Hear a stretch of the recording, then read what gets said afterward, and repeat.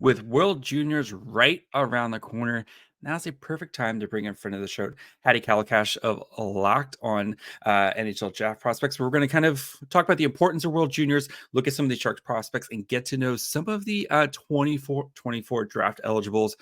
So all that and more on today's show. You're Locked On Sharks, your daily podcast on the San Jose Sharks. Part of the Locked On Podcast Network, your team every day.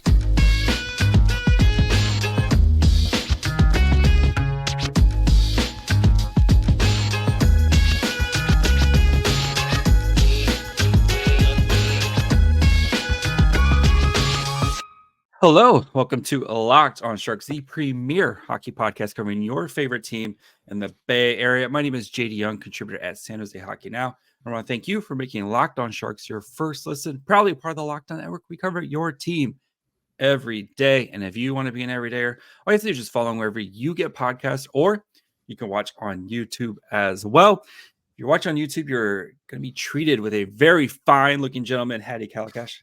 Hadi, how's it going, buddy? Doing good. World Juniors around the corner. I always joke around with Sebastian saying that we have two Christmases at the same time, with regular Christmas and then World Juniors. It's going to be a great time. It's second Christmas. That's all it is. It's just second Christmas. But it's kind of like Hanukkah, where it's just multiple nights of it. So, or I guess mornings for us on the, since it's in Sweden. So, before we get into today, we're going to be talking about, of course, World Juniors, kind of what it means for the scouting world, what we as Sharks fans should kind of take away. Look at these Sharks prospects who are going to be in there, and of course, keep an eye ahead at the 2024 draft eligibles. I do want to let you guys know that today's episode is brought to you guys by FanDuel. Make every moment more. Right now, new customers get it $150 in bonus bets with any winning $5 moneyline bet. It's $150 if your team wins. So visit FanDuel.com/lockedon to get started. So, Hadi, I'm going to ask the very dumb question. What is the World Juniors? If you're kind of new to it, what is this whole tournament about? Well, it's the best under 20 players in the world facing each other in a very interesting tournament. And it's really good hockey. And every year there are great storylines, players who there are going to be some players who aren't even eligible yet to be drafted who are going to be playing really good hockey at this tournament. And beyond that, you get to see your favorite prospects who are drafted by your team, some draft eligibles in some cases. It's going to be a blast. It's always really interesting also to see the teams that made the Division 1A of the World Juniors this year who didn't last year. For example, Austria got dropped down to Division 1B. And this year we're going to get Norway in this tournament. And Norway has a really interesting 2024 prospect we might talk about later on. So yeah, it's just these small, interesting storylines. And every year you get this one goalie who comes out of nowhere for, I don't know, Latvia. Maybe it's Norway this year, who just saves every shot and makes life difficult for like Team Canada and Team USA. So yeah, it's always a fun tournament. So one thing to keep in mind with World Juniors, right? We still don't have Team Russia. They're still kind of being, sanctioned because of all the, the stuff with Ukraine. So, especially with Team Russia, right? They still have plenty of high-end prospects. That is kind of one drawback right now, is not being able to kind of watch Team Russia. And that has been kind of the way with the last couple seasons, especially playing some of these best teams. So I think, right, the three teams to watch right now are Team Canada, Team Sweden, and Team USA, right? Are those kind of the three favorites right now? Yeah, I'd also throw Finland in there. They've got a decent roster this year. A bit kind of drier on defense than they've been in recent years. But the hockey in Czechia has gone up a couple notches. The hockey in Slovakia as well has entered the mix. Czechia is a real contender this year. I know they don't have David Jiricek. And I don't think Yuri Kulik is there either, but they still have like a really interesting roster with a lot of interesting pieces, including some 2024s that I'm really looking forward to seeing what they do against this age group. Like, you see them all year playing against pros or playing against junior players, and in either sense, they're either too good or too bad for that level. So it's really good to get this kind of tournament to kind of balance it out a bit and see what they can do against their peers in their age group. Yeah, and you kind of mentioned like what for the scouting take, right? So yeah, the importance as a scout, that's what you do, right? You're a very important person at Dobber Prospects. What do you try to kind of go into the scouting, into this tournament as a scouting angle, and why is it important to not maybe take too much out of this because again, it's one tournament, right? Yeah, I mean, some of these guys are going to play like 4 or 5 games and they get eliminated. You can't really kind of put too much emphasis on that, especially if you're a draft eligible on Team Canada like Macklin Celebrini. I value a lot more what he's doing in the NCAA than what he's going to do at this tournament. Even though I'm excited to see him at this tournament because he's probably going to have a top 6 impact on a really good team. But still, what you're mainly looking for out of this tournament is to look at the guys who don't get a shot against their level, who are either Mhm. playing, like I said, in a league that's too good for them or a league that's too bad for them, and kind of seeing how they match up not only against opponents but compared to their teammates on what line they're playing, how much they're valued by coaching staff. If you're a really good skilled player and you can't get past the fourth line, there's probably a reason for that beyond just not being skilled enough, because you've got that skill in juniors. I think of Mhm. Quentin Musty, who's not at this tournament. That was a main concern for him. Is he going to be able to outplay the absolutely stacked forward lineup in Team USA? As much as I like Musty and as good as he is in the OHL right now, can he dethrone a Will Smith? Can he dethrone, a James Hagens possibly, who's probably going to be the first overall pick in 2025? Even if you put him on the wing, you've got Ryan Leonard, Gabe Perreault. Like there's a lot of really kind of top end talent at this tournament. So you kind of look for that to see the players who are there, how where do they end up in the lineup, and how that kind of shapes the way coaches see them. And you also look, like I said, for the players. Like I'm looking forward to seeing Adam Jiricek at this tournament, because Adam Jiricek, Mhm. he's a 2024 drafted prospect who's a right-handed defenseman. He's playing in the Czech Pro League right now, and he seems a bit out of his depth. So I'm excited to see what he does against his peers. It's storylines like this. You don't glean into it to kind of be the be all end all of what your assessment of a player is, but it gives you good insight as to, is this player a product of his environment during the regular season, or is Mhm. there something particularly wrong with his game that needs to be addressed that is an issue wherever he plays? So yeah, that's kind of the gist of how I see the World Juniors. And I think for Sharks fans, we can kind of look in our own backyard, right? Phil Bystedt drafted, and a lot of fans were kind of scratching their head about that. Had an amazing World Juniors, right? Last year, and was one of kind of the big storylines coming out of it. And that's again, when you're not playing against grown men in the SHL, you're playing against guys you're like, okay, I can see like why a guy like Phil Bystedt was so tantalizing. And I think it really kind of was a springboard for him this tournament going into last season of kind of having a really solid second half of his season. So, I think that's something to keep in mind, right? Is like they're again, maybe a guy like B said, maybe he's not producing as much in the SHL, but you're playing against grown men and you're, 18, 19 years old. So, how though is it again, like you kind of talk about sample size, like what is the like, okay, he did great in 4 or 5 games, but I want to see more. Like, how important is like trying to keep that sample size in mind? Yeah, absolutely. It's very important, especially depending on who they play against. I mean, Mhm. having a world class performance and scoring 5 points against Team USA if you're playing on Team Canada is great. If you're scoring 8 points and a 12-0 thrashing of Norway, like what does that do as a scout for you in terms of, like that's something to keep in mind. Is people use the World Juniors and go, oh well, this player scored like 20 points in 7 games at the World Juniors, but he played like 20 minutes against Latvia, 20 minutes against Norway, and like lit them up both for 8 points. And then the other 6 game he played, he had 4 points in him. Like Why do you it's hate Connor Bedard? Oh my god.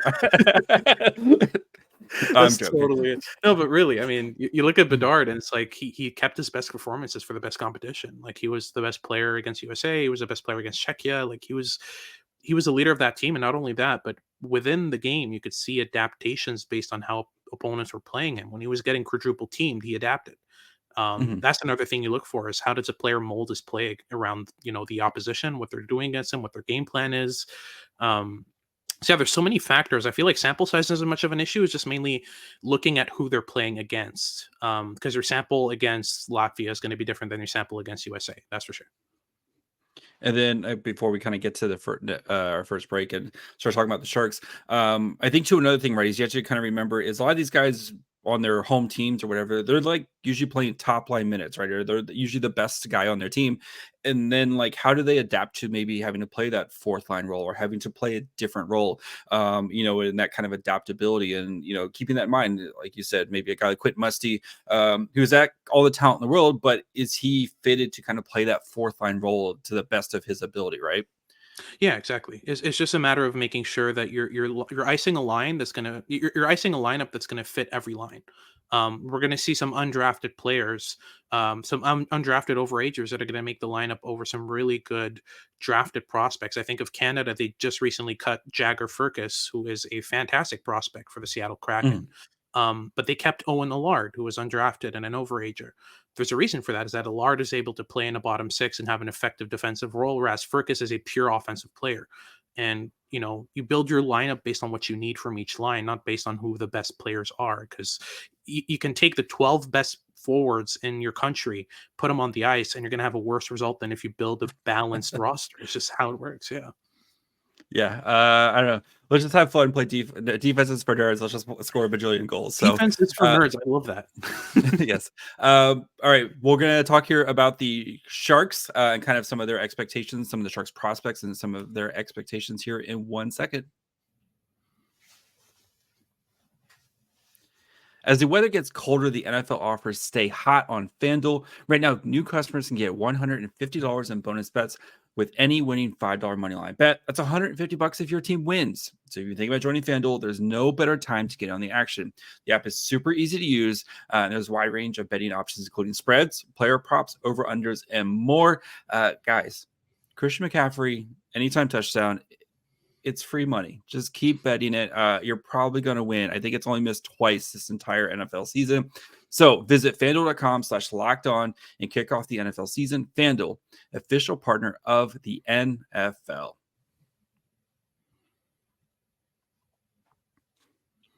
All right, so let's start talking, of course, about some of these Sharks prospects. And I think we have to start with one Will Smith, right, they haven't announced the USA roster yet, but it's fairly safe to say Will Smith is going to make the final USA roster.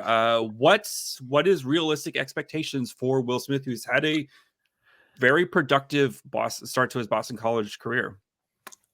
First line center. I don't think there's any doubt at this point. He's probably going to be up there with their best players. I think they might just keep the Smith, Leonard, Perreault line intact. It's just been working. It's been working pretty well. Yeah, I mean, why would you split three guys whose play styles fit each other so perfectly up? I mean, they work with each other so extremely well. Will Smith just mesmerizes me every time with his playmaking ability, his ability to find soft ice, and the way he kind of incrementally builds plays. Is not the type of player who's going to try to bomb a puck through eight sticks like right on a teammate. Like, that's not his game. He's a lot more methodical, a lot more chess-like. He's kind of the Magnus Carlsen of playmaking. I really like the way that he builds play in the offensive zone. And when you play it with a guy like Gabe Perreault, who's so offensively aware, whose IQ is off the charts, and you play with a pure finisher like Ryan Leonard, that's exactly what you need. So I don't see any reason to split those guys up, and I'd be very excited to see them form a first line on Team USA. That could be really exciting. I mean, they have like at the end, right? They have kind of player, they kind of create like players for each team, and they like kind of your first teams. Is Will Smith like a potential, like, you could be walking away with some, I don't know if they give out actual hardware, but could be walking away with some hardware, especially if Team USA goes really deep as we expect? For sure. I expect him to be a benchmark player for USA. He might not be the player of the team. I think Lane Hutson's going to take that role in stride and kind of. That's your Habs. No, I'm just kidding. Lane Hutson's amazing. I love watching Lane Hutson play when I watch BU. So. Like, he is next level absurd. I think he's going to have a blast at this tournament. But yeah, I feel like Will Smith, if you're creating a team of the tournament, like if USA goes to the finals, we're talking about, and that's very likely, right? Like, this is a stacked roster. We're probably talking about Will Smith as one of the forwards in a team of the tournament. Yeah, I'm really excited to see how he does, because I've had my warts with Will Smith a bit. I've had some reservations, but overall, he's really been good for Boston College so far. And Leonard and Perot aren't going to be his only teammates from Boston College. He's also going to have Jacob Fowler in that lineup as well, in goal, and that's the main kind of separating factor for USA that can make them go to the finals. Is I don't think anyone else has a tandem like theirs, and Trey Augustine and Jacob Fowler, probably the two best drafted 2023 NHL draft goaltenders, based on what they've done after their draft. So yeah, it's a very exciting roster for USA, and Will Smith is definitely going to have like a high-end impact on that team. And then Eric Polkamp, we don't know the roster. He's kind of a bubble player, but if Team USA is trying to build a, or maybe it had a little bit of that grittiness, have and a little bit of scoring touch, Polkamp could be a perfect like 6'7" defenseman who gets in, and I think he's really kind of impressed at camps, and I know at their summer thing, right? So if Polkamp makes it, don't be surprised if he gets a fairly decent role, right? Yeah, absolutely. We were talking earlier about, icing your 12 best forwards. Same thing for your defensemen. It's not going to create the best roster. I don't think Eric Polkamp is in the top 6 best, under 20 Team USA defensemen, but his role For his role, though. Yeah, he Yep. fits really well on the bottom pair. He's, like you said, he's a gritty defenseman. He likes to throw the body, but the defensive game on him is more advanced than a lot of these Team USA defensemen. I mean, yeah, the only player I'd put above him in terms of defensive ability on this roster would probably be Ryan Chesley, who's almost definitely going to be sharing the first pair with Lane Hudson, because that was also their first defense pair in the NTDP back when Logan Cooley was out there. But yeah, it's going to be really interesting. All right, let's go to Team Canada. We'll go north. Jake Furlong made it, and I think we talk about defense, right? Jake Furlong's defensive structure and the way he plays the game, probably going to also have a bottoms kind of 6 role for Team Canada, but should provide. I think he was playing a lot of penalty kill minutes in training camp, and he should be a big time asset for them, right? Yeah, absolutely. I'd expect him to play on Owen Beck's wing, probably on the fourth line. And those two are kind of built the same way in terms of decent speed, and very, very good offensive and defensive awareness, and just great positioning.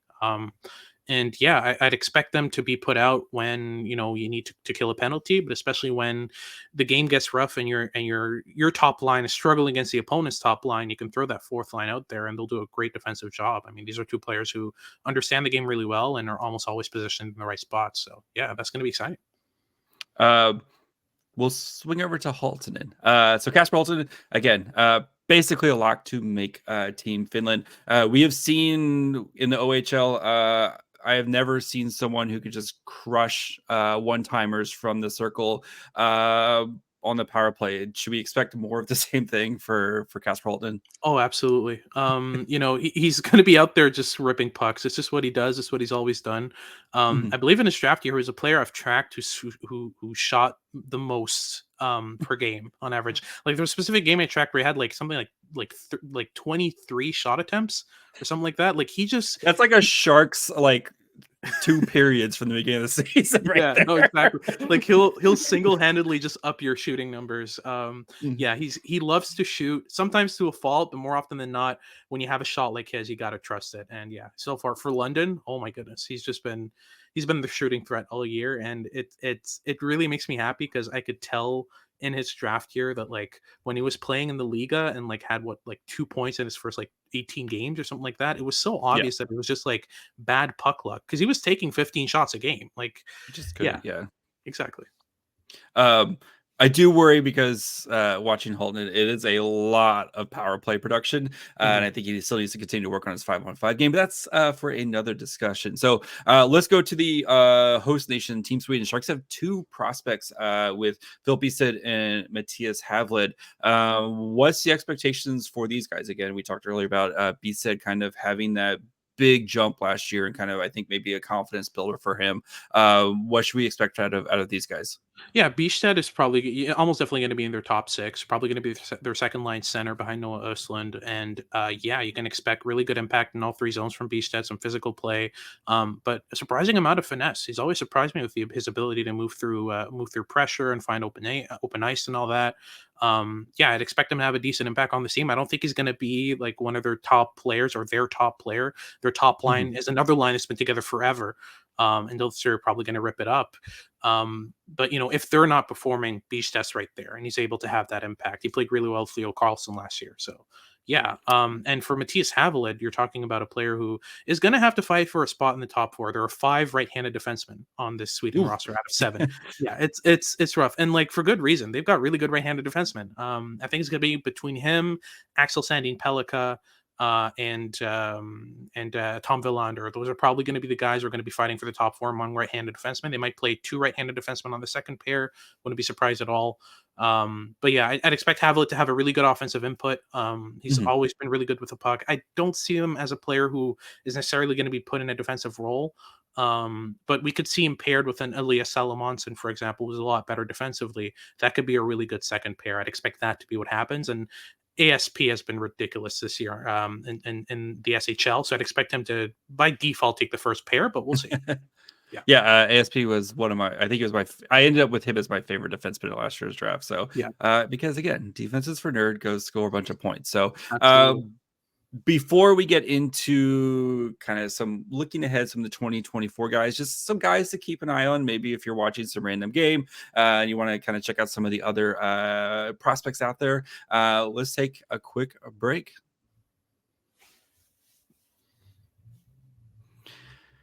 Number one most important thing about this is you guys taking care of yourself. And that's where Athletic Greens comes in. Their mission is to empower people to take ownership over their health with a simple daily foundational nutritional habit. Best way to do that is to stick with a habit and make Athletic Greens part of your life. My wife takes Athletic Greens every day. It helps out with things like her gut health. Definitely helps out with her mood. Her, just kind of, you could tell she's only going to be starting her day better when she takes Athletic Greens. And the great thing about it is the cost, right? It's cheaper than your cold brew habit. It's about $3 a day, and you get 75 high quality vitamins, ingredients into your daily nutritional that support energy, focus, strength, and clarity. What I do also really like about it is it supports your immune system, right? Especially this time of year, you want to be healthy. You don't want to have to worry about, getting sick, all that fun stuff. So if you want a comprehensive solution for all your supplemental needs, try AG1 and get a free 1-year supply of vitamin D and 5 free AG1 travel packs with your first purchase. All you have to do is go to Athletic Greens, drinkag1.com/NHL Network. That's drinkag1.com/NHL Network to get started.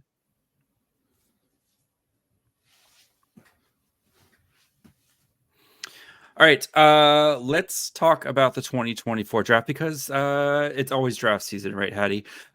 Even as soon as the draft's done, you're already looking ahead to some of the next guys. So, of course, the big expected number 1 pick, Macklin Celebrini, is going to be playing for. We touched on him a little bit. So I know it's going to be hard, especially with Bedard last year. Kind of blew up expectations when Bedard being a generational type of player. What are realistic expectations for a guy like Macklin Celebrini this year?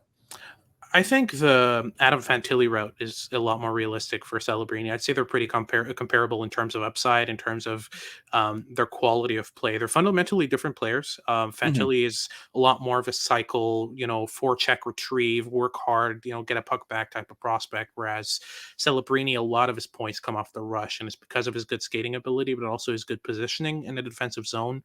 What he'll often do is he'll win a puck in the defensive zone, either skate it out the whole way or play a give and go at the blue line, that kind of stuff, and just kind of work his way up the ice extremely quickly and just outspeed and outthink opponents off the rush.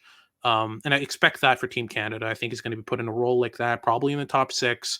Where he's going to be playing with players who can offer them those pucks in open ice, those give and go opportunities, who can read the game as well as he does. Some of the guys that you look at in this lineup, I think Matthew Wood would be a great complement for Celebrini in the top 6. There are a couple options like that. So yeah, I'd expect him to play in the top 6 in this World Juniors. And for me, so far, he's the prize of the 2024 draft. As much as I like Ivan Demidov, I have him second overall. He doesn't come close to Celebrini's upside, and especially Celebrini's certainty of making the NHL. All right.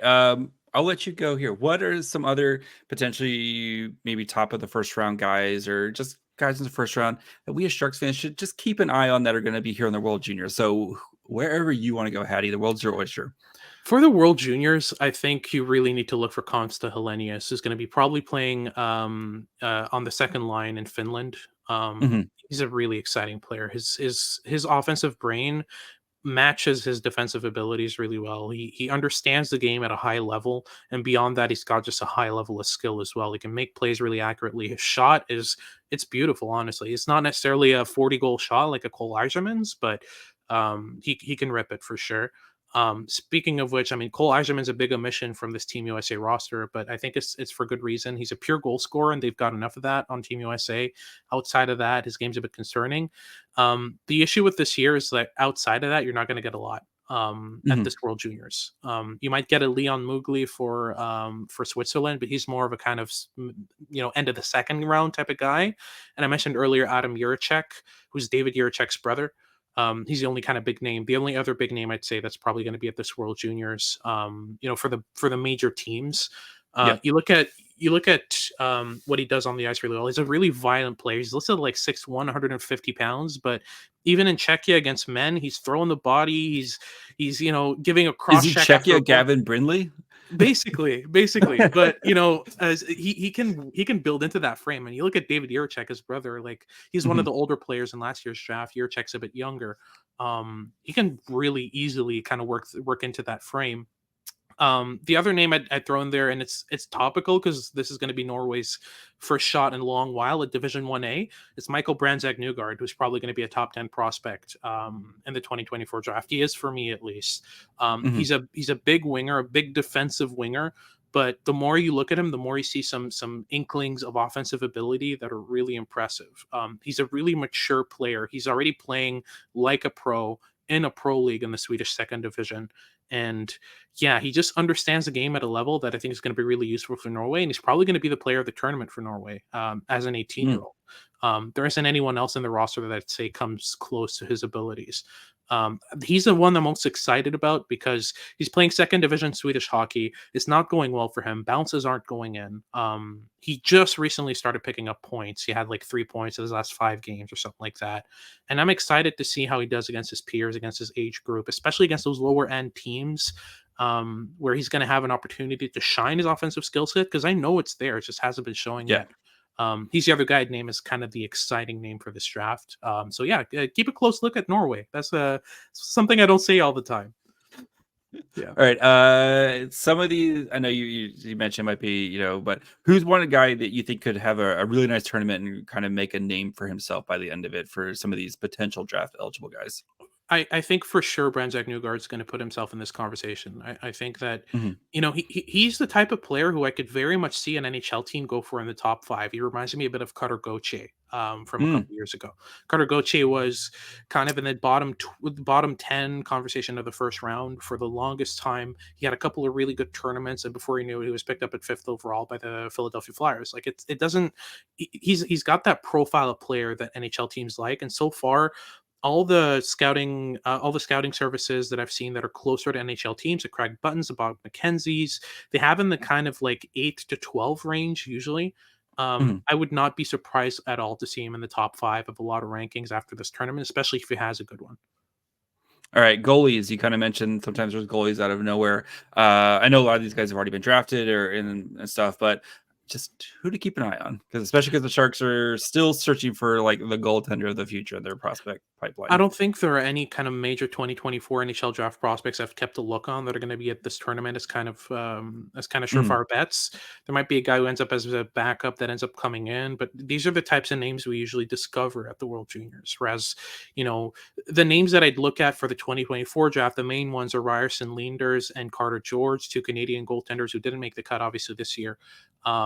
But there are 2 overagers on Team Canada right now, Samuel Saint-Hilaire and Mathis Rousseau. I don't remember which one of the 2 got cut today, but one of those is going to be at the tournament as a 3rd-string goalie.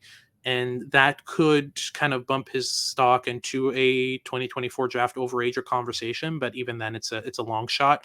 But yeah, like I said, this is a tournament where you discover these overage goaltenders and these undrafted goaltenders to kind of give them a shot. I think of Adam Gajan last year, who was a great example. He was the first goaltender picked. And he wasn't really known before the World Juniors. He was playing in the North American Hockey League, which is like a step below the USHL. And he had a fantastic tournament and then got picked up, and right now he's doing great. So yeah. All right, Hadi, you have said it all. Where can the people find you? Absolutely. So you can find me at the Locked On NHL Prospects podcast. I co-hosted with Sebastian High, who unfortunately couldn't make it today. It's a great show. We talk about prospects all the time. We'll be covering the World Juniors very closely. You can find me on Twitter at HadiK_scouting. And you can look me up on YouTube at Hadi Kalakeche NHL Draft Scouting. I put out some scouting videos. I've got one coming on the Habs prospect, and then I'll get into the 2024 NHL Draft after the World Juniors. It's going to be a great time. And of course, you can follow Locked On Sharks wherever you get podcasts and watch on YouTube as well. You can follow the show on Twitter, Facebook, Instagram, all those things at Locked On Sharks. You can follow me on Twitter at MyFryhole. Until tomorrow, where, spoiler, Cam Lund, Sharks 2022 second round pick, joins the show. So make sure you guys are following along for that. Till then, bye, friends.